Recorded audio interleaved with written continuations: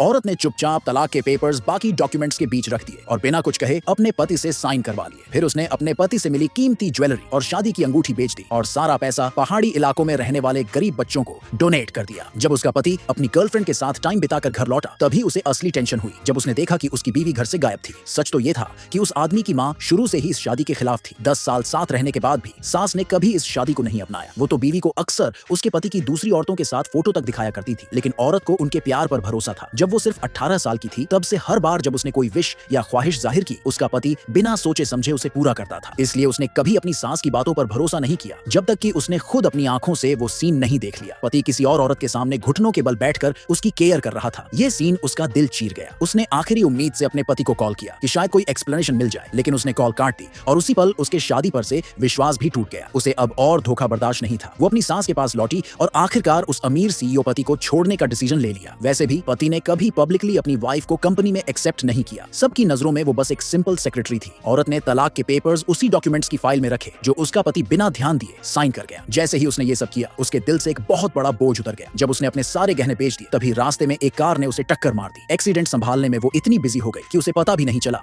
कि उसी कार में बैठा सीईओ काफी देर से उसे देख रहा था। बारिश में भीग चुकी औरत को देखकर उसने शराफत से अपनी जैकेट दे दी। जैसे ही औरत ने अपने जख्म साफ किए उसका पति कॉल करने लगा, गुस्से में कि उसने पहले कॉल क्यों नहीं उठाया। पहले वो ऐसे मौकों पर फिक्र करता था, लेकिन अब उसकी आंखों में बस मायूसी थी। जब पति ने देखा कि औरत ने सीईओ की जैकेट पहन रखी है तो बिना कुछ पूछे उसने वो जैकेट छीन ली। अब औरत हर रिश्ता खत्म करना चाहती थी तो उसने नौकरी से रिजाइन दे दिया। पति जो अब उससे कोई लगाव नहीं रखता था, बिना कुछ पूछे उसने उसकी रेजिग्नेशन एक्सेप्ट कर ली। औरत ने अपना सामान पैक किया और नए घर में शिफ्ट हो गई। संयोग से लिफ्ट में उसकी मुलाकात उसी सीईओ से हो गई। उधर जब पति घर आया तो देखा कि घर खाली हो चुका था। वो घबरा गया। उसने अपने असिस्टेंट को बोला कि बीवी को ढूंढो और अपनी माँ से भी रिक्वेस्ट की कि अब उनके रिश्ते में दखल न दे। जब माँ ने बताया कि उसकी बीवी को उसके अफेयर का पता चल गया है तो भी पति को पूरा भरोसा था कि वो कभी नहीं जाएगी। लेकिन उसी वक्त औरत को उसकी सास का कॉल आया। किसी डील या एग्रीमेंट पर साइन करने के लिए बुलाया गया। जैसे ही उसने कॉन्ट्रैक्ट देखा उसकी मोटाई देखकर समझ गई कि इसमें कोई चाल है। उसने बहाना बनाया कि वो पहले वकील से सलाह लेगी और वहां से निकल गई और सीधे जाकर वो कॉन्ट्रैक्ट डस्टबिन में फेंक दिया। लेकिन बदकिस्मती से उसके खिलाफ एक साजिश चल रही थी। उसे बेहोश कर दिया गया।